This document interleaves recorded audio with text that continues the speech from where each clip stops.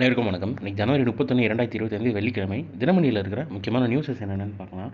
வக்ஃபு உள்பட 16 மசோதாக்கள் தாக்கல் செய்ய மத்திய அரசு முடிவு. இன்று கூடுகிறது நாடாளுமன்றம்னு தெரிவிச்சிருக்காங்க. குடியரசுத் தலைவர் திரௌபதி முர்மு உரையுடன் வெள்ளிக்கிழமை தொடங்கும் நாடாளுமன்ற பட்ஜெட் கூட்டத்தொடர். வக்ஃபு சட்டத்திருத்த மசோதா உட்பட 16 மசோதாக்களை தாக்கல் செய்ய மத்திய அரசு முடிவு செய்துள்ளது அப்படின்ற மாதிரி தெரிவிச்சிருக்காங்க. அண்ட் அதை பற்றி எலாபரேட்டாக கொடுத்துருக்காங்க.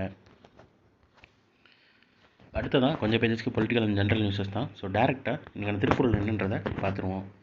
இணைத்திற்பம் ஏரியா கண்ணும் இணைத்திற்பம் வேண்டாரை வேண்டாது உலகு.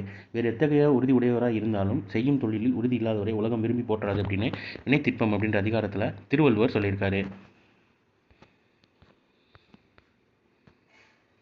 மகாத்மா காந்தி அவர்களின் நினைவு தினம் குடியரசுத் தலைவர் பிரதமர் அஞ்சலின்னு தெரிவிச்சிருக்காங்க.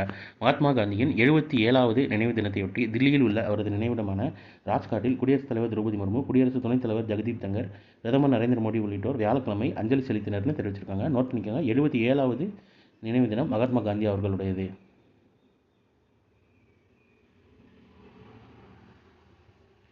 இந்திய கடற்படைக்கு 26 ரஃபேல் போர் விமானங்கள் பிரான்சுடன் விரைவில் ஒப்பந்தம்னு தெரிவிச்சிருக்காங்க. இந்திய கடற்படைக்காக 26 ரஃபேல் போர் விமானங்கள் மற்றும் 3 ஸ்கார்பியன் ரக நீர்மூழ்கி கப்பல்களை கொள்முதல் செய்வதற்காக பிரான்சுடன் விரைவில் ஒப்பந்தம் கையொப்பமாகும் என்று தகவல் அறிந்த வட்டாரங்கள் தெரிவித்தனன்னு தெரிவிச்சிருக்காங்க.